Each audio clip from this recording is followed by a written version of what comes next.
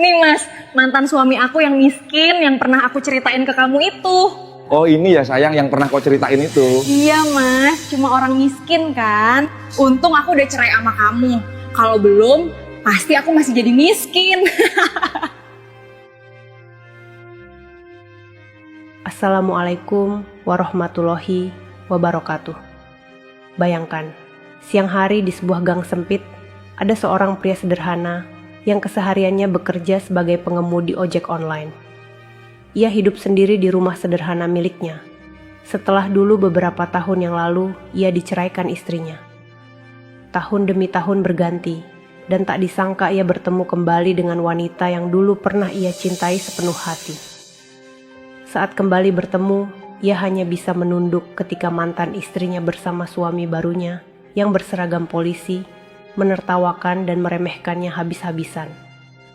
Pengemudi ojek online itu dihina oleh mantan istrinya. Ia dianggap tak punya masa depan, karena masih saja menjadi seorang tukang ojek sampai saat ini. Namun mantan istrinya tidak tahu, di balik sikapnya yang hanya diam saat dihina itu, ternyata pria tukang ojek itu menyembunyikan sesuatu yang jauh lebih besar daripada hanya sekedar penghinaan. Seminggu kemudian sejak kejadian itu, saat seluruh aparat di kantor polisi mendadak digemparkan oleh sebuah kedatangan tukang ojek online itu, dan membuat orang yang seminggu yang lalu menjadi paling meremehkan pria itu, sekarang langsung gemetar ketakutan. Siapakah identitas pria tukang ojek tersebut hingga membuat seluruh aparat polisi yang ada di kantor polisi menghormatinya? Sahabat semuanya, sebelum kita mulai cerita ini, mari tuliskan di komentar dari mana saja sahabat menonton cerita ini.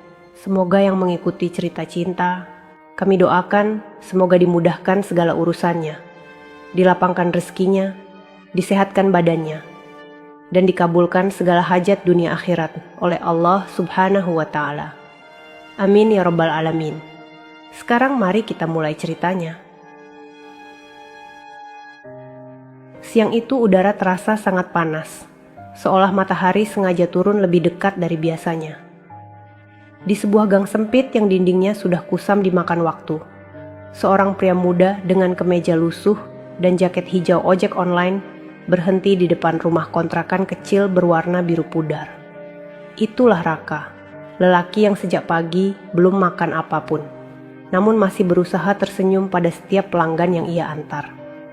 Motor tua yang ia kendarai mengeluarkan suara berat seperti hendak menyerah. Raka mematikan mesinnya perlahan, menatap helmnya yang sudah tergores di banyak sisi. Nafasnya naik turun, bukan karena lelah bekerja, tetapi karena ia tahu hari ini bisa saja menjadi hari terberat dalam hidupnya. Dari ujung gang, suara tawa seorang perempuan muda terdengar mendekat. Tawa yang dahulu pernah menjadi alasan Raka bekerja lebih keras, tetapi kini hanya menjadi pengingat betapa dalam luka yang pernah ia telan. Perempuan itu adalah Nadia, mantan istrinya. Di sampingnya berjalan seorang pria berperawakan gagah dengan seragam polisi, lalu lintas yang lengkap, namanya Dimas Prasetyo, suami barunya. Langkah mereka terhenti tepat di depan Raka. Nadia menatap mantan suaminya itu dari atas sampai bawah, lalu tersenyum sinis. Raka menunduk, mencoba tetap tenang, meski jantungnya terasa dihimpit sesuatu yang berat. Dimas melipat kedua tangannya di dada sambil memiringkan kepala sedikit. Dengan nada meremehkan ia berkata, "Jadi ini ya mantan suami kamu yang katanya tukang ojek miskin itu?" Nadia tertawa sambil menunjuk Raka. "Hahaha, masih jadi tukang ojek yang miskin aja kamu Mas Raka. Lihat nih, suami baruku polisi dan hidupnya jauh lebih mapan daripada hidupmu yang selalu susah." Tawa itu terdengar keras di antara dinding sempit gang. Beberapa tetangga mulai mengintip dari jendela. Ada yang merasa kasihan, ada juga yang hanya ingin tahu. Raka tetap menunduk, kedua tangannya menggenggam stang motor erat sekali. Ia tidak melawan, tidak membalas, tidak juga mundur. Senyum tipis muncul di sudut bibirnya, senyum yang tidak dipahami siapapun. Senyum yang seolah menyembunyikan sesuatu jauh di dalam dirinya. "Kasihan ya kamu," ujar Nadia, sambil mengibas rambutnya. Kamu tuh gak akan pernah berubah. Tetap miskin, tetap lusuh, tetap jadi tukang ojek. Raka mengangkat wajahnya perlahan. Matanya terlihat lelah, tetapi bukan lelah karena hinaan itu. Ada semacam ketenangan aneh yang justru membuat Dimas sedikit bingung. Namun sebelum Dimas sempat bertanya apapun, Raka memasang helmnya, menyalakan motor tuanya yang bergetar hebat, dan pergi tanpa satu kata pun. Suara knalpotnya menjauh, sementara Nadia dan Dimas masih tertawa sambil bergandengan. Yang tidak mereka ketahui, di balik senyum tipis Raka yang seolah menerima nasib itu, ada sesuatu yang tidak pernah mereka bayangkan. Sesuatu yang diam-diam menunggu waktu untuk muncul. Udara di gang itu kembali tenang, tapi hati Raka justru mulai memanas. Sore itu langit tampak gelap, seolah hujan ingin turun namun ragu untuk melakukannya. Raka berhenti di pinggir jalan dekat sebuah warung kecil. Nafasnya terasa berat sejak kejadian siang tadi. Kata-kata Nadia masih menggema di kepalanya, tetapi bukan luka yang menguasai dadanya. Justru ada rasa getir yang sulit dijelaskan, semacam kesedihan bercampur kerelaan. Ia duduk di atas motor tuanya, memandangi jalanan yang mulai lengang. Suara angin menggerakkan ujung jaket Grab yang ia kenakan. Dari saku dalam, ia mengeluarkan sebuah foto kecil yang sudah usang. Foto ia dan Nadia saat awal menikah ketika hidup mereka masih sederhana. Waktu itu, tawa Nadia adalah tawa kebahagiaan, bukan cemoohan seperti hari ini. Raka menarik napas perlahan, lalu menyimpan kembali foto itu dalam saku. "Allah," bisiknya lirih. "Jadikan saya kuat." Seorang ibu warung yang sudah tua melirik Raka dari balik etalase gorengannya. Ia mendekat sambil membawa segelas teh hangat yang masih mengepul. "Minum dulu, Nak," ucapnya dengan suara lembut. "Kamu kelihatan capek sekali." Raka menatapnya dan tersenyum kecil. "Terima kasih, Bu, tapi saya belum bisa bayar sekarang." Ibu tua itu tertawa kecil. "Sudah, minum saja. Kamu sering bantu saya angkut galon kok." "Tidak apa-apa." Raka menerima gelas itu dengan kedua tangan. Kehangatan teh itu terasa seperti kehangatan yang terlupa. Sementara itu, dari kejauhan, sebuah mobil polisi berhenti tidak jauh dari warung. Dimas turun dengan langkah terburu-buru. Wajahnya terlihat kesal.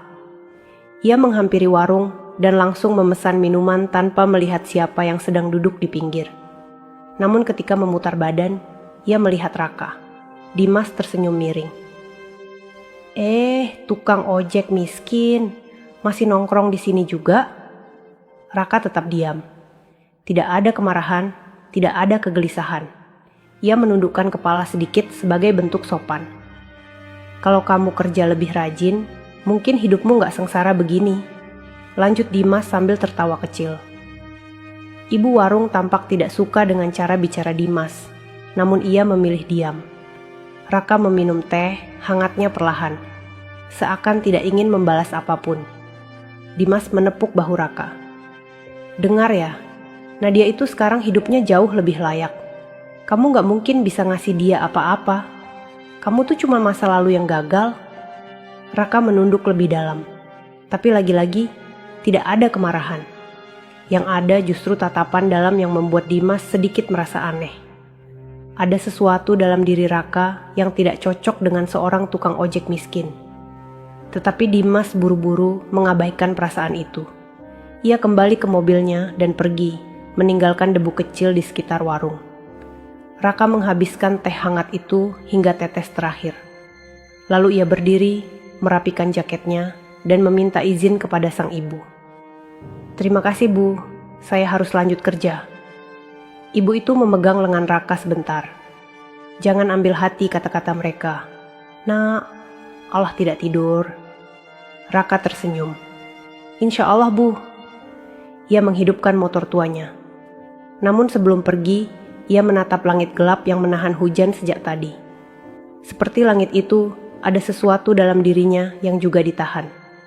Dan saat angin semakin kencang, Raka berbisik lirih. Waktunya belum sekarang. Motor tua itu melaju pelan. dan hujan tetap tidak turun, seperti menunggu momen lain untuk benar-benar jatuh. Malam itu angin bertiup cukup kencang, membuat dedaunan di sepanjang jalan bergoyang tanpa henti. Lampu jalan memantulkan bayangan panjang kendaraan yang sesekali melintas. Suasana terlihat tenang, padahal ada sesuatu yang sedang bergerak diam-diam di balik gelapnya malam. Di pos polisi kecil dekat perempatan, Dimas sedang duduk sambil memainkan ponselnya.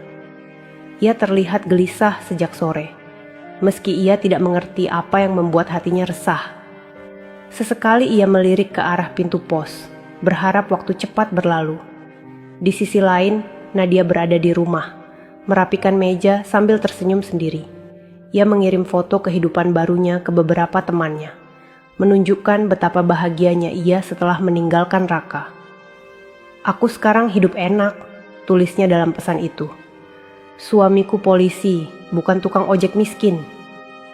Ia tidak tahu, kebahagiaan yang ia banggakan itu sedang menuju sesuatu yang tidak pernah ia bayangkan. Sementara itu, Raka mengendarai motor tuanya melewati jalanan sepi. Lampu motor yang redup membuat malam terlihat lebih gelap dari biasanya. Angin dingin menerpa wajahnya, namun langkah motor itu tetap stabil. Raka baru saja selesai mengantar pesanan terakhirnya, dan ia berniat pulang lebih awal malam itu. Tubuhnya terasa lelah sejak konflik siang dan sore, tetapi ada sesuatu yang membuat dirinya tidak bisa beristirahat dengan tenang.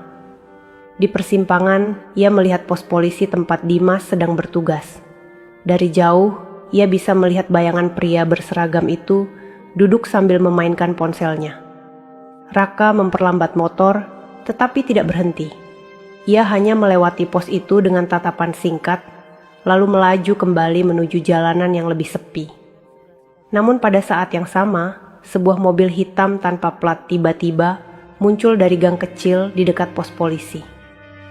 Mobil itu berhenti tepat di depan pos, dan 4 pria bertubuh kekar turun tanpa suara. Pakaian mereka gelap, wajah tertutup masker hitam. Tanpa memberi waktu bagi Dimas untuk bereaksi, salah satu dari mereka membuka pintu pos dengan kasar. Dimas terkejut dan langsung bangkit. "Hei, kalian siapa? Mau apa?" serunya. Tapi pria bertopeng itu mendorongnya hingga terpental ke meja. "Diam," ucap salah satu dari mereka dengan suara rendah. Dimas mencoba meraih tongkatnya, namun 2 orang lainnya langsung menahannya. Pukulan keras mendarat di bahu Dimas, membuatnya meringis kesakitan. Pria bertopeng itu berkata dengan nada serius, "Sudah lama kami mencari polisi yang banyak gaya sepertimu." Dimas mulai panik. Nanti dulu, kalian siapa? Mau apa?" Dari balik kaca pos, mobil hitam itu tampak menghalangi pandangan jalan. Hampir tidak ada yang melihat apa yang sedang terjadi. Dimas berusaha melawan, tapi ia tidak cukup kuat. Salah satu pria bertopeng menempelkan pisau ke mejanya. Dan pada saat itulah, suara motor terdengar di kejauhan. Suara yang sangat dikenali Dimas. Suara motor tua yang sering ia hina. Motor itu berhenti tidak jauh dari pos. Raka menatap situasi itu dengan mata yang tidak biasa. Tatapannya tajam, berbeda jauh dari tatapan seorang tukang ojek miskin. Pria bertopeng itu menoleh ke pintu pos, merasa terusik. Raka masih duduk di motor, lampu depan menyinari sebagian wajahnya. "Siapa dia?" gumam salah satu penyerang. Dimas menelan ludah, gemetar. Ia tahu itu Raka. Tapi ia sendiri tidak tahu kenapa Raka muncul di saat genting seperti ini. Raka turun dari motor dengan pelan, langkahnya tenang namun jelas berwibawa. Ia menatap para pria bertopeng itu satu persatu. Lalu akhirnya ia membuka suara. "Apa yang kalian lakukan di wilayah ini?" Nada suaranya membuat keempat pria bertopeng itu saling pandang. Dimas pun merasakan sesuatu yang aneh. Suara Raka malam itu bukan suara seorang tukang ojek yang ketakutan. Bukan suara orang yang terhina. Ada sesuatu yang jauh lebih dalam, lebih tegas, lebih menggetarkan. Seakan malam yang sedari tadi gelap, kini berhenti berhembus. Dan di momen itu, Dimas baru menyadari satu hal besar. Raka bukan orang biasa. Tapi ia belum tahu seberapa besar kebenaran itu. Belum malam ini. Kedatangan Raka membuat suasana di pos polisi kecil itu berubah secara drastis. 4 pria bertopeng yang sebelumnya bergerak garang, kini tampak ragu. Lampu motor tua Raka yang redup menyinari sebagian wajah para penyerang, membuat bayangan mereka tampak semakin tegang. Raka berdiri di depan pintu pos, tidak terburu-buru dan tidak pula menunjukkan ketakutan. Langkahnya pelan, tetapi setiap langkah terdengar jelas di lantai semen. Dimas masih terpojok di dalam pos, wajahnya memerah dan napasnya bergetar. Salah satu pria bertopeng mendesis, "Kamu siapa? Jangan ikut campur." Raka tidak langsung menjawab. Ia menatap pisau yang masih menempel di meja dekat leher Dimas. Tatapannya datar, namun ada sesuatu di balik kedataran itu yang membuat para penyerang tanpa sadar mundur setengah langkah. "Aku cuma tanya," ucap Raka tenang. "Apa yang kalian lakukan di wilayah ini?" Nada suaranya tidak keras, namun tegas dan sangat jelas. Tidak ada keraguan di dalamnya. Pria bertopeng itu menajamkan mata, mencoba mengintimidasi, namun gagal. Raka berdiri terlalu tegap untuk seseorang yang berpenampilan lusuh. Salah satu dari mereka akhirnya berusaha mengusir. "Pergi dari sini, tukang ojek. Ini bukan urusanmu." Dimas menoleh dengan cepat. Wajahnya pucat melihat bagaimana Raka tetap tidak bergeming. Ia bahkan merasa malu karena tubuhnya sendiri masih gemetar ketakutan. Raka menghela napas pelan. "Kalau kalian hanya mau mengambil sesuatu, lebih baik pergi sekarang sebelum kalian membuat kesalahan besar." Pria bertopeng yang memegang pisau tertawa pendek. "Mau menakut-nakuti kami? Hanya dengan jaket ojek lusuh itu?" Raka mengangkat wajahnya perlahan. Untuk pertama kalinya malam itu, tatapannya terlihat jelas. Tatapan yang membuat 4 orang bertopeng itu spontan terdiam. Bukan tatapan pemohon, bukan tatapan orang ketakutan, tetapi tatapan seseorang yang terbiasa memberi perintah dan melihat bahaya sebagai rutinitas. Pria bertopeng itu menelan ludah tanpa sadar. "Siapa kau?" gumamnya lirih. Belum sempat ia menyelesaikan kalimatnya, 2 pria lain maju dan mencoba menyerang Raka dari sisi kanan dan kiri. Langkah mereka cepat, namun gerakan Raka jauh lebih cepat. Dalam satu gerakan halus, Raka menangkis tangan pertama, memutar tubuh, lalu menyapu kaki pria kedua. 2 tubuh besar itu jatuh menghantam lantai keras. Hanya butuh 3 detik. 3 detik yang membuat seluruh dunia terasa berhenti. Dimas tak bisa berkedip. Ia bahkan menutup mulutnya sendiri dengan tangan. Itu bukan gerakan seorang tukang ojek. Itu adalah gerakan seseorang yang dilatih, seseorang yang terbiasa menghadapi situasi mematikan. Pria bertopeng yang memegang pisau mulai goyah. Ia memundurkan kaki, kini jelas ketakutan. Kau siapa? Polisi? Tentara?" Raka tidak menjawab. Ia hanya melangkah maju. Pria itu mencoba menusuk, namun tubuh Raka bergerak seperti air. Dengan cepat, ia mematahkan pegangan pisau, lalu mendorong pria bertopeng itu hingga terjatuh ke kursi pos. Suasana langsung hening. Angin malam kembali berhembus pelan. Lampu pos yang redup bergetar sedikit. Dan hanya napas ketakutan dari para penyerang yang terdengar. Raka memungut pisau yang jatuh, lalu meletakkannya di meja tanpa suara. Ia menatap keempat pria itu. "Pergi," ucapnya datar, "sebelum saya berubah pikiran." Tanpa menunggu perintah kedua, mereka bangkit terburu-buru dan berlari menuju mobil hitam mereka. Mesin meraung keras, lalu mobil itu menghilang di tikungan dengan kecepatan tinggi. Dimas masih terpaku, tidak mampu bergerak, tidak percaya dengan apa yang baru saja dilihat. Raka menatapnya beberapa detik. Tidak ada amarah di mata itu. Tidak ada kebanggaan, yang ada hanya ketenangan yang tidak bisa dipahami. "Tidak apa-apa," ujar Raka pelan. "Kamu aman." Dimas tidak bisa membalas. Tidak ada kata-kata dalam dirinya yang cukup besar untuk menjelaskan apa yang ia rasakan. Raka keluar dari pos, menutupi tubuhnya lagi dengan jaket grab lusuh itu. Seolah apa yang terjadi barusan hanyalah hal sepele yang tidak penting. Ia menyalakan motor tuanya. Mesinnya bergetar, namun kali ini terasa seperti suara yang berbeda. Sebelum pergi, Raka menatap pos polisi sekali lagi. Tatapan yang membuat Dimas merasa kecil.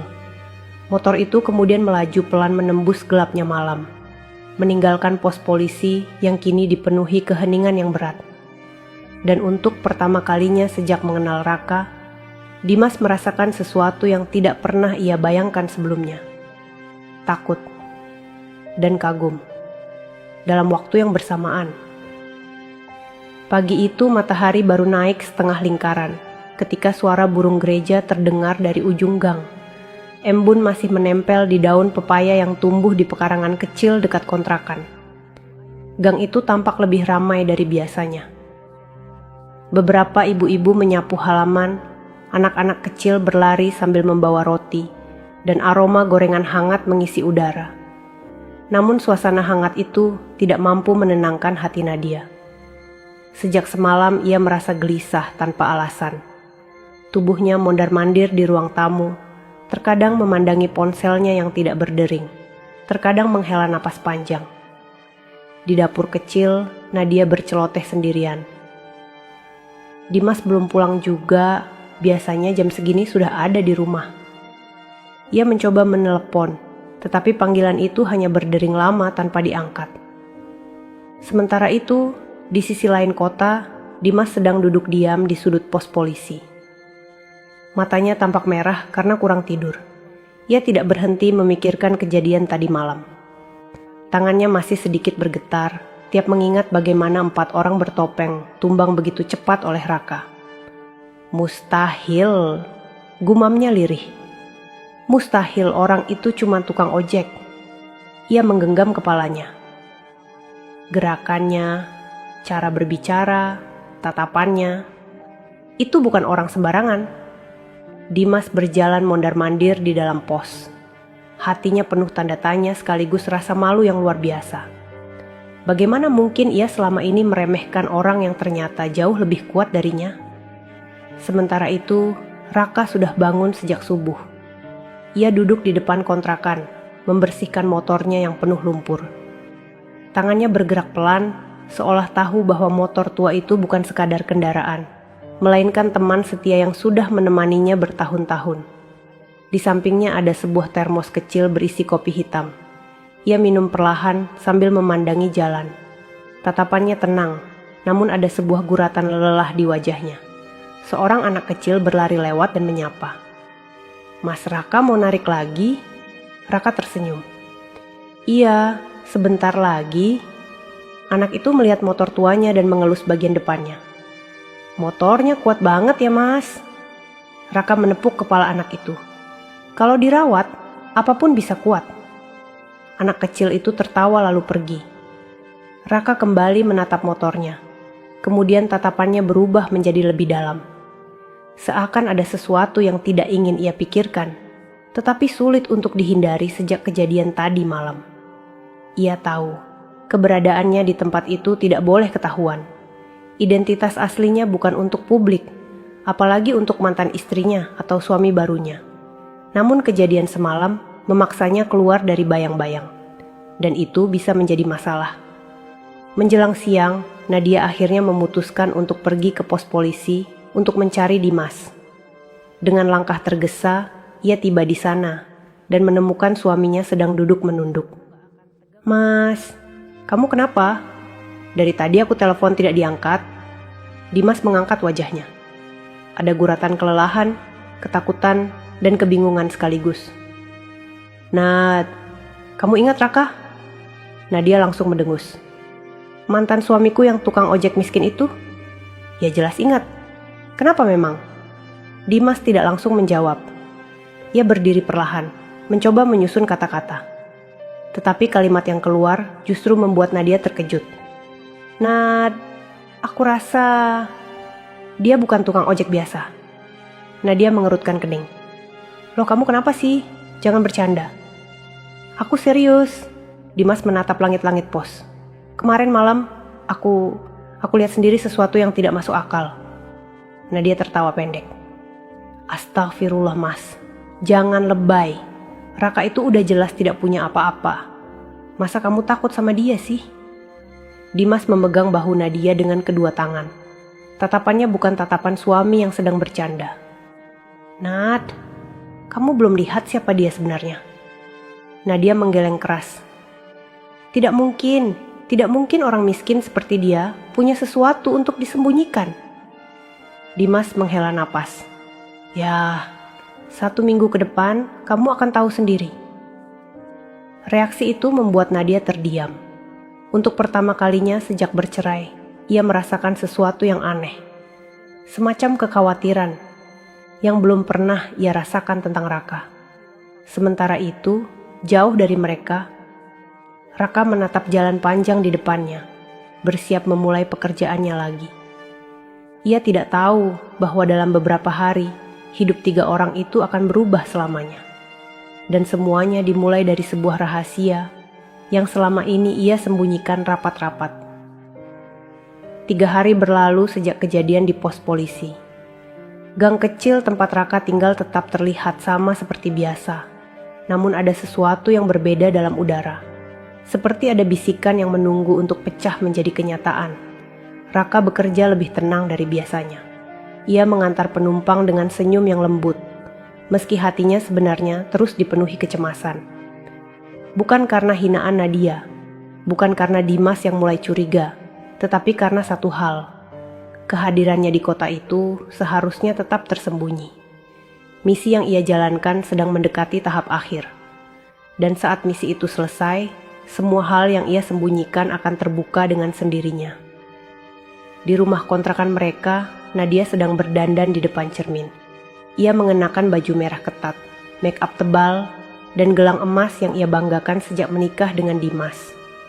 Namun sembari berdandan, benaknya terus diganggu oleh kata-kata suaminya. Raka, bukan tukang ojek biasa. Suara Dimas terngiang tanpa henti dalam pikirannya. Ia menggeleng keras, mencoba menepis rasa tidak percaya itu. Tidak mungkin, itu cuma omong kosong Dimas karena lagi capek.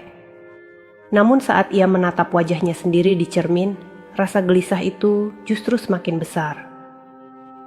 Apa benar hidupku sekarang lebih baik? Gumamnya sebelum menutup lipstik. Ia tidak tahu jawaban itu akan datang begitu cepat. Di sisi lain, Dimas semakin kacau. Sejak malam itu, ia tidak bisa tidur nyenyak. Setiap kali memejamkan mata, ia melihat kembali gerakan Raka yang terlalu cepat, terlalu tepat, terlalu mematikan untuk ukuran seorang tukang ojek. Dimas duduk di kantor polsek sambil memandangi berkas kerja yang tidak kunjung ia sentuh. Tidak mungkin aku salah lihat, bisiknya. Namun ia ingat betul bagaimana Raka menangkis 3 serangan tanpa ragu. Ia ingat tatapan Raka saat itu, tatapan yang tidak dimiliki sembarang orang. Tatapan seseorang yang jauh lebih tinggi dari dirinya. Kalau dia benar-benar polisi, ucap Dimas lirih. Kenapa dia menyamar? Pertanyaan itu menggantung di udara seperti kabut dingin. Sementara itu, Raka memarkirkan motornya di sebuah jembatan kecil yang sepi. Ia duduk di pinggir, memandangi sungai yang mengalir pelan. Suara air membawa ketenangan, namun pikiran Raka tetap berat. Ia membuka sebuah tas kecil yang selama ini ia sembunyikan di jok motornya. Di dalamnya ada sebuah ponsel hitam khusus dan sebuah kartu identitas yang tidak pernah ia keluarkan selama menyamar. Tulisan di kartu itu jelas, Polisi Republik Indonesia. Nama di bawahnya Raka Adinata. Jabatan terlalu tinggi untuk disebutkan oleh orang biasa. Ia menatap kartu itu lama. Tinggal seminggu lagi, gumamnya. Setelah itu, semuanya berakhir. Dengan perlahan, ia memasukkan kembali kartu identitas itu ke dalam tas. Menutupnya rapat, seolah menutup pintu masa lalunya yang tidak ingin ia buka kembali. Sebelum ia sempat beranjak, ponsel hitam itu bergetar. Nomor yang muncul tidak memiliki nama, hanya satu kode yang sangat ia kenal. Raka mengangkatnya. Suara berat dari seberang berkata singkat, "Kami akan turun minggu depan. Bersiaplah, semua anggota polsek harus hadir. Raka memejamkan mata. Ia tahu, momen itu sudah dekat. Momen ketika penyamarannya tidak lagi bisa ia simpan. Siap, jawab Raka pelan. Ia menutup telepon dan menatap langit yang semakin cerah. Namun dalam hatinya, gelap semakin terasa. Di rumah, Nadia dan Dimas bersiap pergi ke sebuah acara keluarga. Dimas berdiri di depan pintu, mengenakan seragam lengkap, namun wajahnya terlihat tidak stabil. "Kamu yakin baik-baik saja?" tanya Nadia. "Wajahmu pucat." Dimas hanya mengangguk. "Aku cuma kurang tidur." Namun Nadia tidak percaya. Ia mendekat, memegang lengan suaminya. "Kamu bilang Raka bukan orang biasa. Apa benar kamu percaya itu?" Dimas memalingkan wajah. "Aku tidak tahu. Aku cuma tahu. Aku melihat sesuatu yang tidak seharusnya aku lihat." Nadia mengernyit. "Apa maksudmu?" Dimas menghela napas panjang. "Kalau memang benar, 1 minggu lagi kamu akan lihat sendiri." Kata-kata itu membuat bulu kuduk Nadia meremang. Sementara itu, Raka kembali menghidupkan motor tuanya.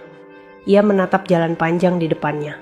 Selangkah demi selangkah, ia semakin dekat pada hari di mana ia tidak bisa lagi bersembunyi. Hari di mana seluruh dunia akan tahu siapa dirinya sebenarnya. Dan pada hari itu, bukan Nadia, bukan Dimas, dan bukan warga gang yang akan menentukan nasibnya. Tamat. Sahabat semuanya, ceritanya telah selesai. Terima kasih sudah menyimak cerita tadi hingga selesai. Semoga cerita tadi bisa memberikan banyak pelajaran kepada kita semua.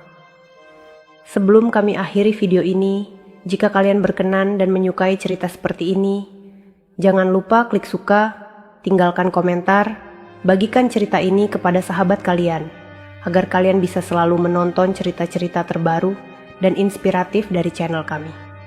Terima kasih. Wassalamualaikum warahmatullahi wabarakatuh.